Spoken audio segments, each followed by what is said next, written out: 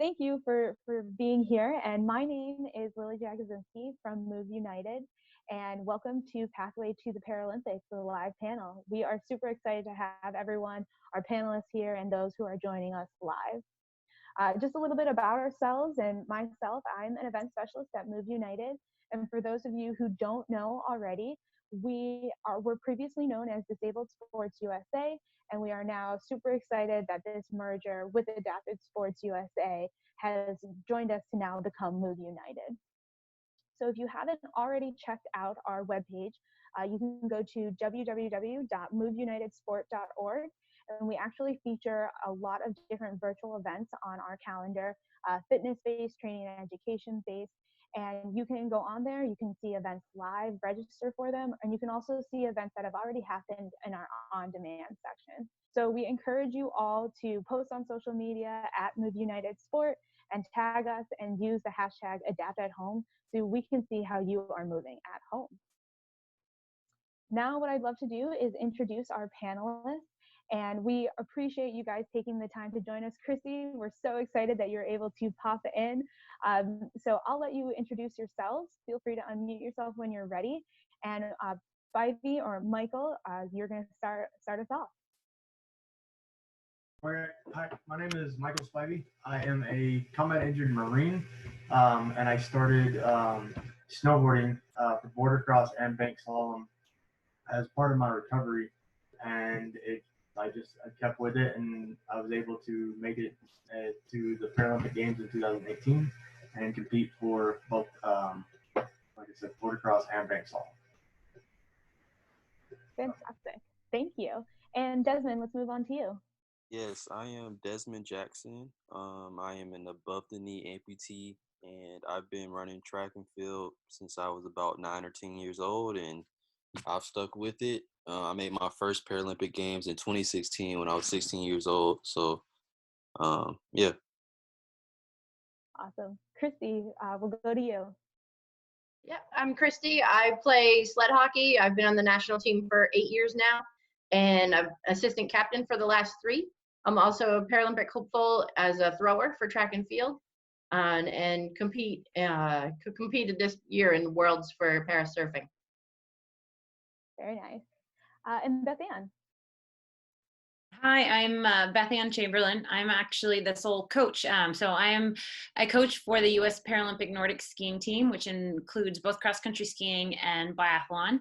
My official title is the emerging athlete coach. So I work primarily in development, from grassroots development to athletes developing and trying to make that next jump to make a Paralympic Games, a World Championship team, a World Cup team, a national team. And so I'm excited to be here.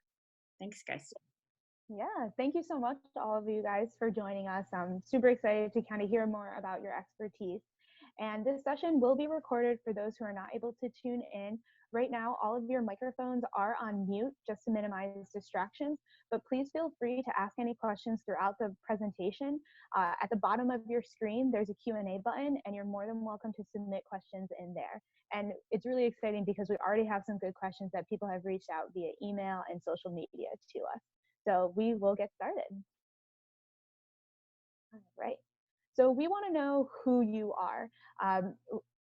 Are you an athlete, a parent, a coach, a program provider, or other? And so a poll is about to pop up on your screen, and you're able to kind of shoot in who you are, and we'll give you just about 30 seconds to answer that question. So feel free to go ahead. Fantastic. And it is going live.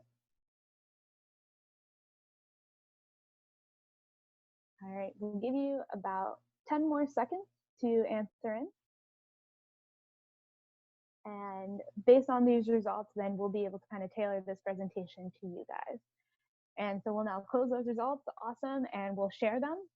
And right now, I see 32% of people are program providers, 27% are athletes, and then we have some coaches and parents and others. So really, program providers are here right now, and they're trying to figure out how they best can help their athletes make it to that Paralympic path. So thank you so much. All right. So now we want to kind of hear more about your involvement and how you began in adapted sports. So Spivey, please feel free to tell us how you really started in adapted sports.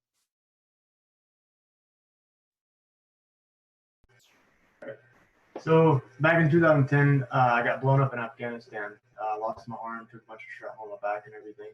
And while I was at the hospital, they encouraged us to get out and do a bunch of different activities, so that we could get active again, do some stretching, and hopefully get off a lot of the medications that we were on. And our rec therapist was linking us up with different organizations so that we could get out and try different activities, either ones that we've done in the past that we liked, and now we need to modify it, or it was new sports to us and everything like that. And that's how I came across snowboarding at Ski Spec. So nice. And what is Ski Spectacular for those of you who don't know? So Ski Spectacular is a week-long event, usually at like the first week or so of December, held up in Breckenridge, and they take like anybody with a disability. Well, I can't say anybody, but they take a large number of adaptive athletes that are either learning how to get into the snow sport or progress in that snow sport. Whether it's snowboarding, skiing, mono skiing, like they have multiple different activities and everything like that. So, yeah, awesome, thank you. And that is Move United, previously known as Disabled Sports USA event. It is sponsored by the Hartford, and we've met a lot of athletes and a lot of veterans through that. So we're thrilled that you were able to get your start there. Desmond, tell us a little bit more about your involvement in adapted sports. Yeah, so I've been an amputee all of my life, and as a kid growing up, I love sports and I was highly interested in them and, playing in sports. Track and field was actually one of the last sports I tried when I was 10 years old, and that's where I met different people that introduced me to adaptive sports and the potential for me to continue on into the Paralympics. So ever since then, that's what I've been doing. Nice. Thank you. Christy, go ahead. I actually got involved through a VA New England sports camp. It was a week-long sports camp where they did skiing and snowboarding during the day, and each evening they introduced a new sport like wheelchair basketball or how to roll a kayak in the hotel pool and things like that. So one night they did the sled hockey camp, and I fell in love with the sport. So the group that organized it loaned me equipment, and I tried out the following year for the national team and actually made the team there. But track and field I've been doing since I was a kid, but that was back when I was healthy. I was injured in 2006 overseas, so it's been an adaptation since then. Yeah, and you've had crazy involvement with a variety of different sports, which is really cool. Most people specialize, so you're at a high elite level from multiple is awesome. All right, BethAnn, go ahead. Thanks. So I'm a coach. My background is as an athlete was in the sport of biathlon. And so I competed in the sport of biathlon for about 15 years. As I was getting out of competition myself, I was introduced to the Paralympic side of the sport through some other coaches that I knew that were also working on the Paralympic Nordic and biathlon side. And so from there, I helped out at a couple camps, and it kind of snowballed into what I've been doing for the last 8 years. So I was with the team in Sochi and in Pyeongchang, and love getting to do what I do. And very biased in my opinions on Nordic and biathlon or cross country skiing and biathlon being some of the best sports you could do. So. Mm-hmm. And you've also been involved with the Hartford Ski Spectacular as well, right? Yeah. How has that played into your role? It's been an amazing event, especially in a role that I have with development. I've been able to be at Ski Spec since I started in 2012. I think I've been there every year since then. And geez, I don't have the exact numbers in front of me as far as the number of athletes that we've had at that event that have gone on to compete at the Paralympics, be on a national team. Oksana Masters, which many people know or have heard of, that is where she started her skiing. And she was, fell over in the snow maybe more than she was upright to start, just like many people. But it was awesome, and she loved it. It was a great event, and it's been true for many others too. So it's awesome. So thank you guys for doing that and helping this sport grow. Absolutely. Thank you. Yeah. All right. So for athletes who are trying to get into the space and start training, how do I decide to pursue working towards the Paralympic Games? What advice would you give to people? And so Spivey, we'll start with you. Oh, and you're on mute. Let's see. How do I decide to pursue? Basically, like I would say the biggest thing is to find out what you like doing, but at the same time, like it's kind of hard because by the end of it, it turns into a job, and it's sometimes it's a little you kind of lose a little bit of that fun aspect. But it's definitely you want to make sure that you like what you're doing before you get into it and everything like that. And then like it's asking about time.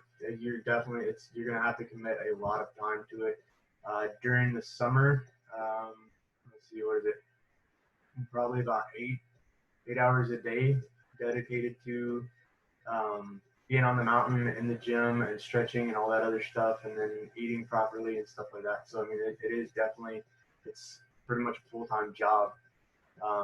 It definitely eats up a lot of your time and puts some other stuff on the back burner. So that's one thing you have to think about whenever you start to pursue it.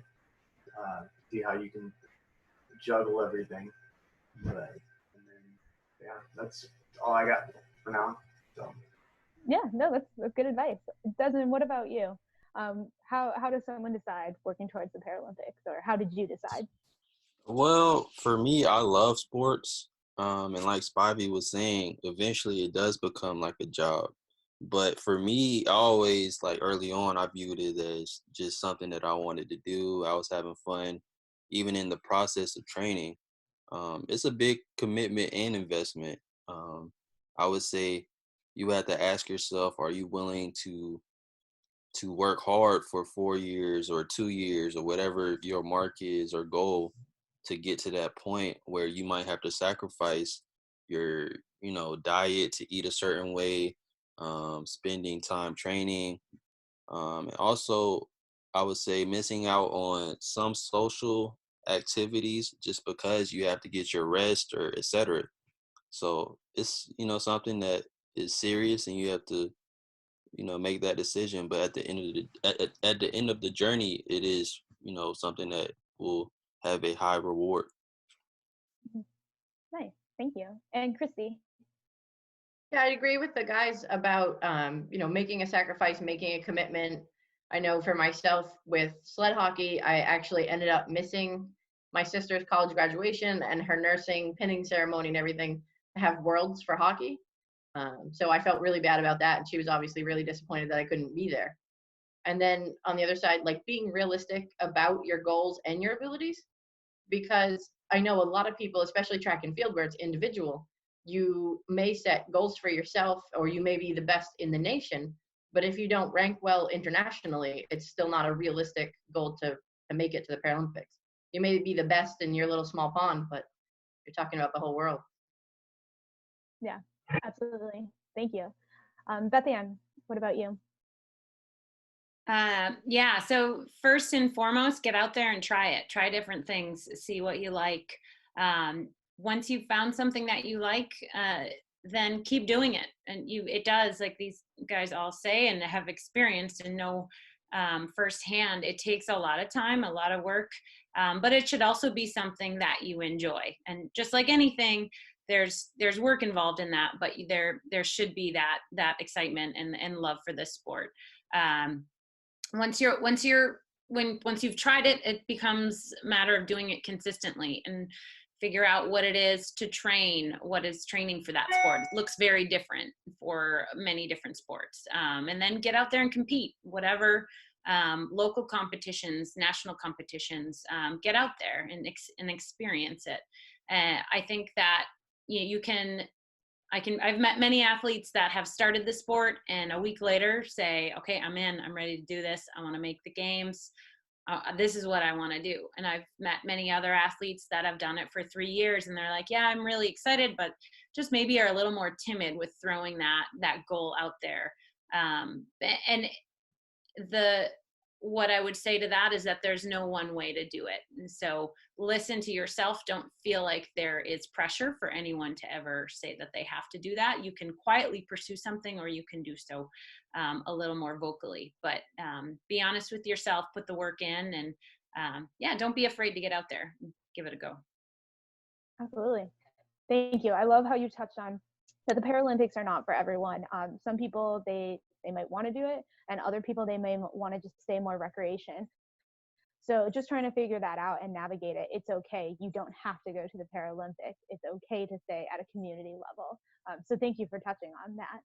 And if someone does decide to go to the Paralympics or pursue it, I should say, what do they need to do? What should they get in line with? What tools do they need to grab? So Spivey, we'll start with you. What should someone do if they're going to pursue those paths?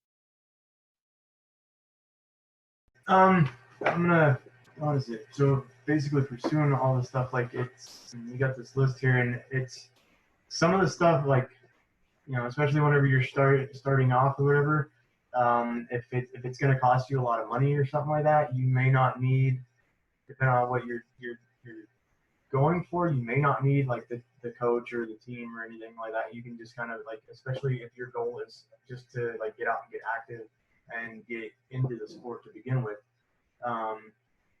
maybe wait a couple months or even a year unless you're pressed for time, where you automatically know that's what you want to go for. But the coaches and the team will actually help you like figure out a plan, and you can also like bounce ideas off of them, and then you have like a support crew on the road and everything like that whenever you're going to different competitions. As far as geographic location, I'm in San Diego, but I literally moved to Colorado every winter, and I'm up there for like 5 or 6 months, riding 4 or 5 days a week, and then traveling out of there. So you gotta figure that whole thing out, and then classification. You need to get classified if you want to. And that's another thing that like the coaches and the teams will help you with, as well as like figuring out your equipment and your nutrition and stuff like that. Just different stuff that they picked up along the way is gonna help you a lot. So if that's your end goal to go to the Paralympics. Awesome. Thank you. Desmond, what do you suggest for people to do in that case? Well, with my background in track and field, I would say it really starts with the individual. You have to be dedicated and consistent, because you can train pretty much anywhere with track and field, especially with what's going on now. I've had to use the treadmill as my only form of, running pretty much for the last month and a half. And that's gone very well for me. So geographically, it really doesn't matter where you are. In terms of support team, I would say you will want to have a coach at some point, and you will also want to have a positive, circle, because the going will get hard at some point, and you do need those people to support you to help you keep going. Because it's a lot of people that start off saying they want to make it to the Paralympics, but everyone doesn't have that determination or the support team that they need. Yeah, thank you. Definitely. Christy, go ahead. Yeah, I would say having a program or a team can help, like especially coaching wise, or recommendations on where to go for competitions and things like that, or even to borrow equipment from them. Like I borrowed sled hockey equipment in the beginning, until I found out that I loved it. And then I made the investment to get my own gear. And the same goes, I run a track program up here in Maine. So with the kids on the team are able to utilize the program equipment. I have, a couple dozen kids, and a lot of them won't ever make the Paralympics, but a couple are hopeful. So we're able to give them that kind of support and direction that way. But also to make sure that if you're really serious about going to the Paralympics, make sure that you are classifiable. I think a lot of people don't understand that difference between being disabled and then having a permanent physical disability that qualifies you for the games. We see that especially in sled hockey, where you may be disabled enough to play, but not necessarily to make it to the Paralympics. So I think it's important to be realistic about that and have the support team or the medical team behind you help achieve the goals you have. That's a great point. And with the classifications, do you have any suggestions for people on how to go about getting classified? And BethAnn, you may also be able to touch on this too, but Christy, we'll start with you. Yeah, and with the different programs like USA Hockey or US Paralympic Track and Field, a lot of times they do have resources and definitions for what the specific disabilities are and the disability groups are, or classification categories are. So you can look into it that way. And also they have the medical diagnostic forms that you could talk over with your doctor and see if it's realistic. So it may be a conversation for your primary care doc and your team coach to have. Fantastic. Thank you. Good advice. And BethAnn, what about you? What do you suggest? First off, get out there and do the sport. Do it, enjoy it, do so consistently. Every sport is going to be slightly different. This is a great list to go off of. There are consistent components, which is classification, as you all kind of touched base on already. The U.S. Paralympics Nordic skiing website for Nordic skiing has a lot of information specific to Nordic skiing. You can also go to World Para-Nordic Skiing to find out more detailed information on classification and eligibility there, but it is unique to each sport, so remember that. So just because you're classifiable in one sport doesn't necessarily mean you are or not in another sport, but the U.S. Paralympics website is a great resource for that as well, just to get a baseline and also to find contacts within each individual sport to find out a little more information there. There are so many different pathways to get into the sport and to progress. For skiing, for cross-country skiing and biathlon, we do eventually have to get on snow. We offer, when we can, we have a lot of training camps that we try to get people on snow and encourage people to do so regionally. And so with that, that can look a lot different to some people are living near snow and are on snow all the time, and others have to travel to it. But I think the main takeaway I would say is that if you want to do this, you do have to get on snow. You have to eventually figure out if you're classifiable, if you want to make the Paralympics, probably sooner than later. And finding the equipment, there's amazing support with Move United and grants there, and there are a number of others, many athletes that we have gotten a lot of support from you guys, so thank you for that. That makes a huge difference in getting people started. We also, with US Paralympics Nordic Skiing, have a number of sit skis that we try to provide to people to get started, so they can, as Christy, it sounds like you were able to do with sled hockey, and just borrow some equipment, see what it is, and see if it's what you want to do, and then you can work on getting your own equipment from there. Those are all important pieces. And then you have to train, and having a support team, whether that's parents, friends, coaches are great. Local ski teams for us with Nordic skiing, we work with a lot of clubs and coaches that aren't necessarily Paralympic specific, and helping them understand and know the finer details of the specifics that a sit skier may need to do that a standing skier wouldn't, that they might not know. And so finding resources that you might not even know are in your community, and all the amazing clubs, adaptive sport clubs are really great. Some of them have Nordic ski programs, and we want you to get out and let them know, hey, I want to do this. But yeah, finding that support, getting on snow, training consistently, everything here, all that good stuff. Awesome. And you touched on two great points, so thank you for bringing them up. Move United does support youth programs at this point in time, and we're really excited. We actually just recently announced our adaptive equipment grantees, and so we awarded over $70,000 worth of adaptive equipment to 30 plus athletes.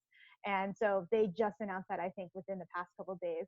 And if you are interested in opportunities and grants and need funding, please feel free to visit our website, Move United Sports.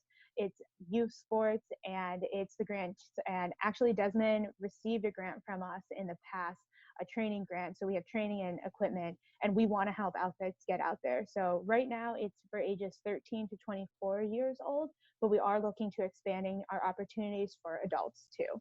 So thanks for bringing that up. All right. So BethAnn, back to you. What are coaches specifically looking for in athletes who are looking to pursue the Paralympics? You are on the recruiting side, so you have a great idea of what people need to do and what you're looking for. Yeah, thank you, Lily. So I think you have outlined here, you've got to be dedicated to the sport, listen to feedback, strong mental game, willingness to travel and move around. That is a component of competing, especially on an international level. That's a good basic outline. I like to think of, if I'm looking at someone that's new to the sport, not necessarily looking at that talent specifically. Everybody's new to the sport. We all have to start somewhere, right? But do you have that talent to try, to get out there, to do it, to kind of absorb that of whatever it is? And you fall over, but you get back up. We're all there to support each other. I think that's really important. Nobody's expecting you to get out there and do everything perfectly right from the get-go. That's not what sport is, right? That's not what life is. And so just being able to try and being open to that and doing it over and over again is a really important trait, I think, in this kind of big long-term goal, or, and that positive attitude, I don't think you can ever say it enough, for being a team player. Nordic skiing is an individual sport, but we travel as a team, we train together as a team. There's a lot of individual time as well, but you really are a part of a group, which is a great thing, but you want to contribute to the group, and that doesn't mean you have to go be someone you're not, but just to make sure that there's that positive, you're adding to the team by bringing that positivity and not bringing people down. I think that's a really important part as well. And otherwise, every sport is different, right? For what I coach and what I'm looking for, it's, I want to see someone that's endurance minded. It takes a lot of hours of sometimes training on your own, and that's not for everyone, which is totally okay, and doesn't mean that you can't enjoy the sport of cross country skiing. You absolutely can. If you want to make a Paralympic team, you're going to have to put the hours in. And so if those are your goals, I want to make sure that, you have a good idea of what that involves. And nobody goes from 0 to 60, right? You're not going to go from starting the sport to full-time training just like our Paralympic athletes are. You're going to build up. And so, you learn as you go along. But I think figuring that out as you go along of this is something I'm ready to do this, to put the time in, and and everybody figures it out as they go along, and that's part of the process, right? It's all about the process, not necessarily the end goal, but. Absolutely. Thank you. Yeah. All right. So now this is the time for you guys to ask questions live. At the bottom of your screen, there's a Q&A button, and you can submit your questions, and we'll be filtering through them. As of right now, we're going to try and focus on Paralympic specific questions. And so please feel free to put those in there. I have a few questions right off the bat, and I think these are probably a little bit more fun that you guys can reminisce on. So I'll ask the question first, and then I'll call on the panelists to answer it. But feel free to ask your questions as well in this chat box too. But a question for the group is, how were you notified you were selected to the team? So when you initially found out that you were going to the Paralympics, how were you notified? And Christy, we'll actually start with you. Yeah, for us, especially for hockey, it was by email. For surfing, it was by phone call. I think that can be a mix of things, especially as you develop rapport within the sport and within the coaching staff. So now that I've been on the national team for hockey for so many years, it's more like a text message, like, "Hey, you're still on the team." But with the other stuff, like getting invited out to Chula Vista to train this year and stuff for track, it was a very more lengthy conversation by email. So. Nice. And Desmond, what about you? How were you notified? Well, we had a trials in June of 2016, and at the trials, at the end, we all were put in this one room, and they like call each name off like one by one. So you can imagine that was very like nerve-wracking. And you know, when I heard my name, I was just so relieved. You know, so yeah. Nice. And Spivey, what about you? We were actually notified directly after our last race. It was actually up in Canada, 2 months before the games, as who was actually on the team. There were some guys. There was one guy who was actually taken off. He'd been on the team for like 2 years, and he was actually swapped out with another rider. And then me and a couple other guys, they were still on the fence as to who all was going up until, like I said, about 2 months before the game. So yeah, quick turnaround. Very cool though. And BethAnn, how did you hear about when you were officially in that coaching role, and how was that process?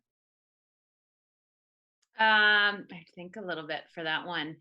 I think it was, so I was able to go to the games with the team coaching in Sochi. And that was earlier, obviously, and when I was working with the team, and it wasn't, I honestly don't. It was a conversation in person with our director at the time, John Farah, and there were different lists of lengths, and depending on, our staff depends on how many athletes qualify and hit the criteria. So our staff number and our quota, and so pieces had to be put into place. And I think it was at an event, and it was kind of doing the math and saying, "Hey, you're gonna go." From what I remember. And for Pyeongchang, I think I was with the team long enough to know that I was going to be there. But the most exciting part is knowing the athletes that we get to go with. So it's fun hearing everybody else's stories. Yeah, thank you. So another question for everyone is, how early did you arrive to the games, and what was that process like? So Christy, we'll start with you again. So how early and what was that process like? I'm actually just still a Paralympic hopeful. For Worlds for hockey, we were there a week in advance. Surfing, we were there 3 days in advance of Worlds. And then planning some of the events for track and field, we were talking a week or two at least before opening ceremonies to acclimate. But obviously that got postponed until next year. Mm-hmm. Thank you. Desmond, what about you? I'm sorry, what was the question? How early did you arrive for the games, and what was that process like, getting ready for everything? So we had team processing in Houston, and so we went there a couple days, I would say about 3 days, and then from there we went to Rio. Oh, okay. Very quick then. Nice. Spivey, what about you? we actually got to South Korea. I think it was almost 2 weeks before our event. And then we got in, we did the team processing, staged everything up in our rooms at the Athlete Village, and then they actually took us to another location so that the skiers could have the mountain first, and then with the first week, and then the second week we came back and swapped out with them. Nice. And BethAnn, what about you? When do you guys usually head up there, and what's that process like? Well, it was different for both Sochi and Pyeongchang. We had actually a couple different groups for Pyeongchang. We had our more veteran athletes. They went about just over a week ahead of time and were able to get a little more training time in and acclimate a little longer. And the rest of the crew came probably 5 days before the first competition. I don't remember exactly. For Sochi, we all came at the same time, and it was probably just about 4 days. We did team processing in Germany there, and then flew into Sochi and went up to the venue from there. So different for different times. Nice. Alrighty, a live question that we had is, how old were you when you knew that one day you wanted to pursue being a Paralympian? Desmond, we'll start with you. So when did you know? Well, I knew from a very young age. I would say really, around 10 or 11.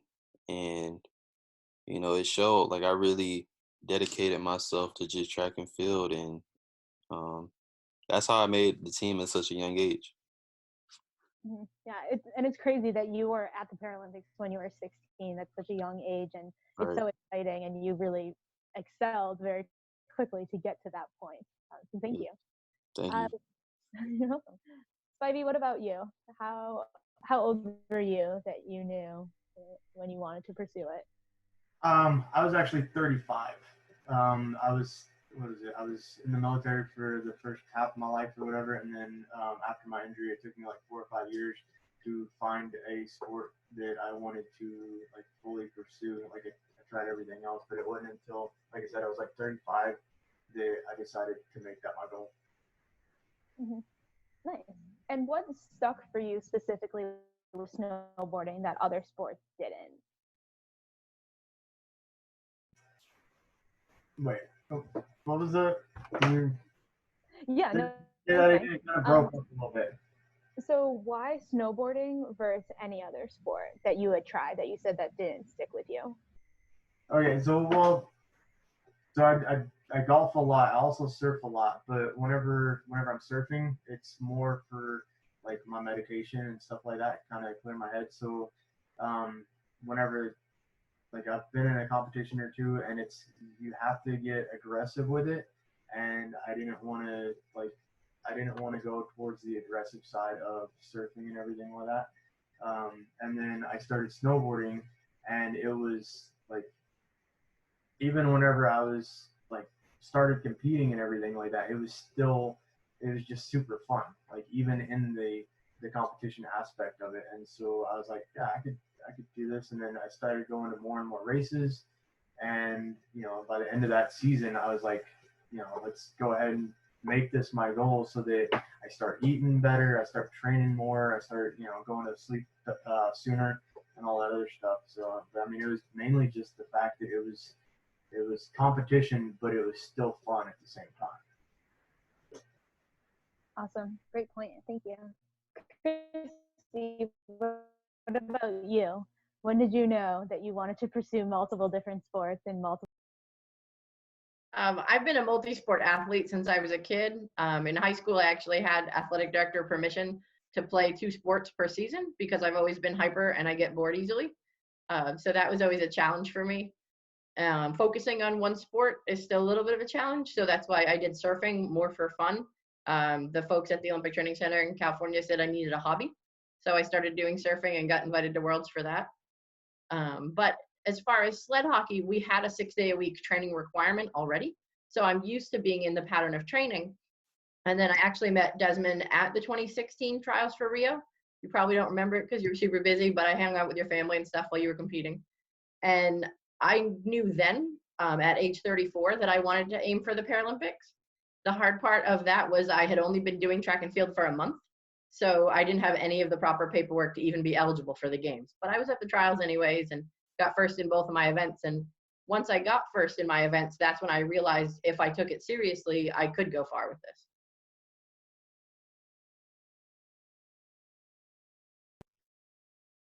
Nice. Thank you. I apologize. I think I'm having technical difficulties on my end.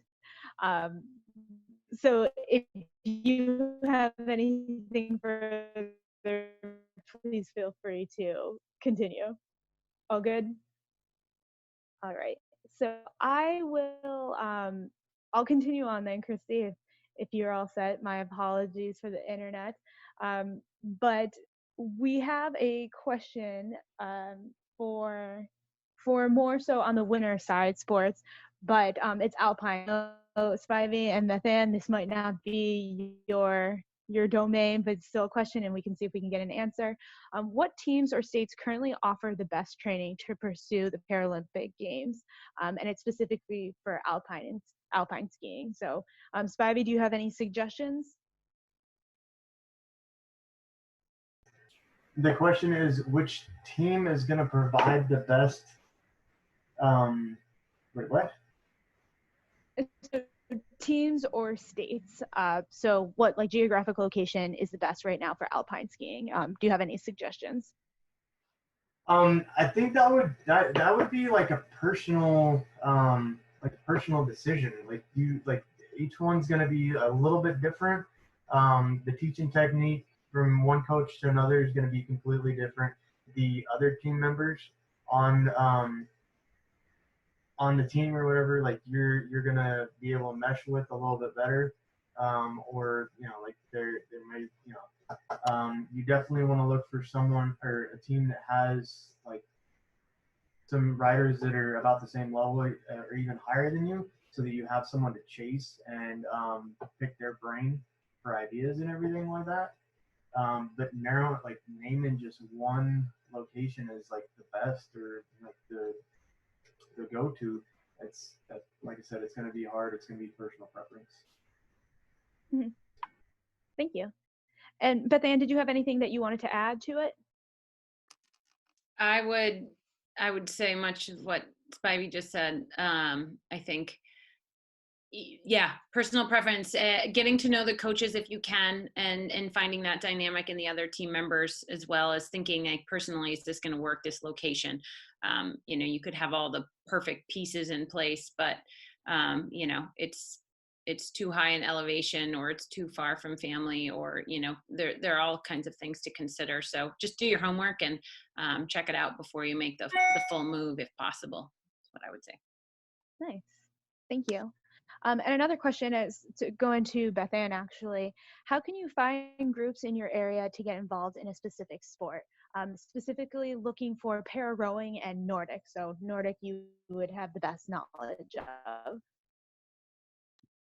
Yeah, so it's different all over the place. I think you can go and look at the clubs, the Paralympic sport clubs and the clubs with Move United that have Nordic programming. You also, if you want, we also a very niche sport in both the Paralympic and the Olympic side, and so clubs that aren't specifically designed for adaptive sports can often integrate into have athletes, Paralympic potential athletes, integrate into their programming, which provides more opportunity for athletes in more locations, which is great. And sometimes the best way to do that is honestly to reach out to us at US Paralympics Nordic Skiing and let us know that you're where you're at and that you're interested, and potentially we can help you connect with a local club. But also check out the US Paralympics website, and there are clubs mentioned there as well, and start asking around in your community of what programs for the sport there are, whether they're adaptive specific or not. You can potentially find great resources either way. Yeah, I think that would be true for a lot of sports. I don't know the specifics on all of them, but I hope that helps. Yes, thank you. And if you haven't already checked out Move United's members, on our website we have our big header, and it says locations, and we list over 149 chapters, I think we're at right now, or members.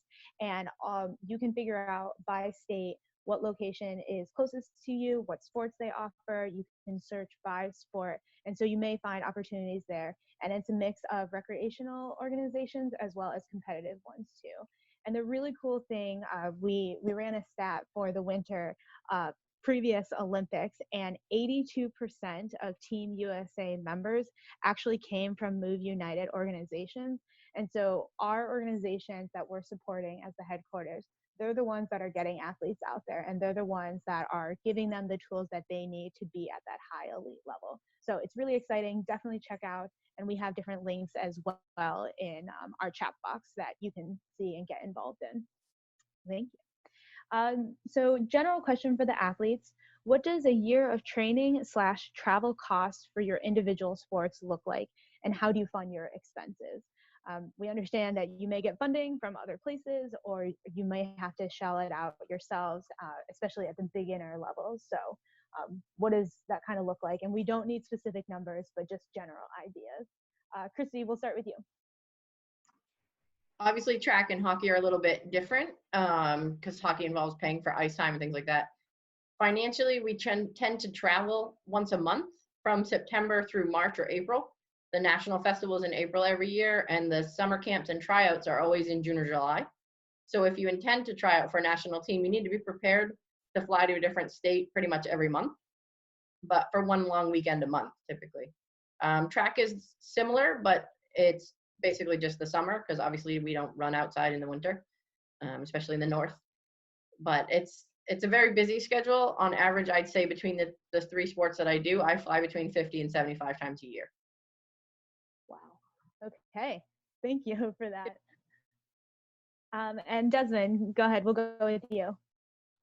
Yeah, so like you said, you might have to chill it out in the beginning, and eventually you might be able to get, some kind of funding. I know for me, in the beginning, me and my mother were doing the GoFundMe pages and, raising money that way just to get me to whatever meet that might have been in Arizona, California, anywhere. But now, I'm on the national team, so a lot of my meets are covered.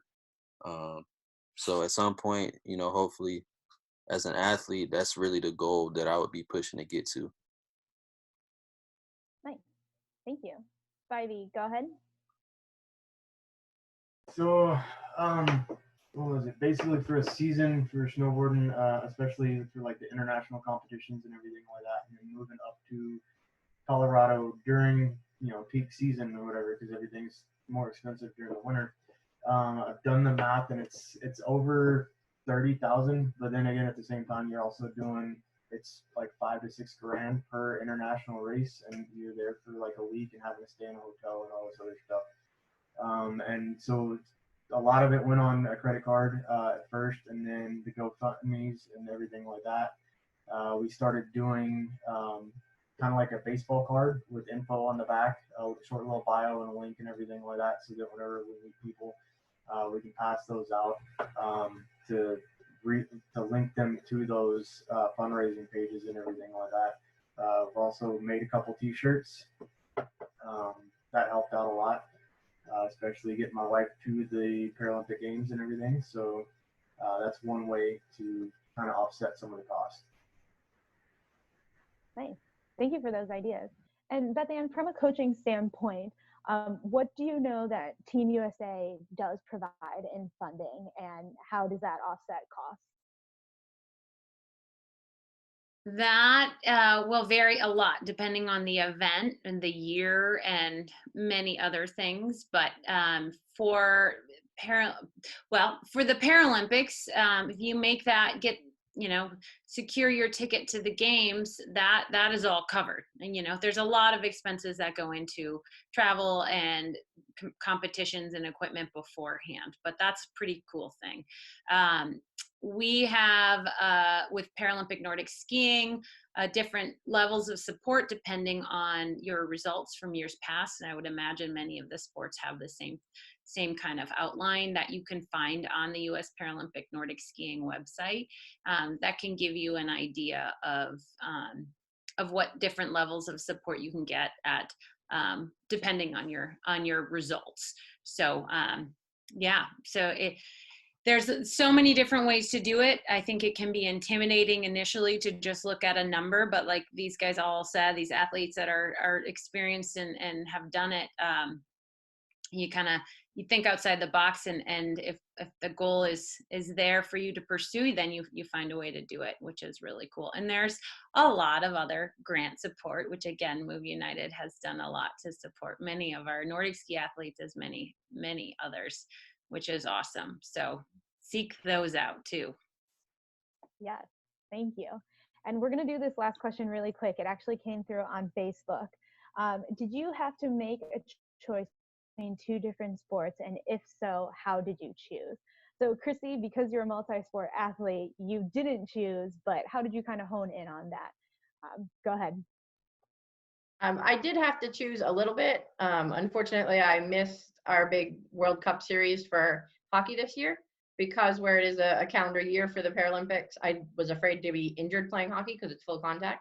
And the coaches wanted me to focus, of course, on track and field. So I had to apologize to the national team, especially as a captain, and say, unfortunately, I couldn't be there. I had to make that choice where it is a calendar year for the summer games. I had to focus on the summer sport. That's a great point. Thank you. Spivey, what about you? So for the most part, like I said a minute ago, I went with snowboarding because it was fun even during the competition aspect of it, as opposed to like surfing, which, like I said, I like the Zen aspect of it, the mental.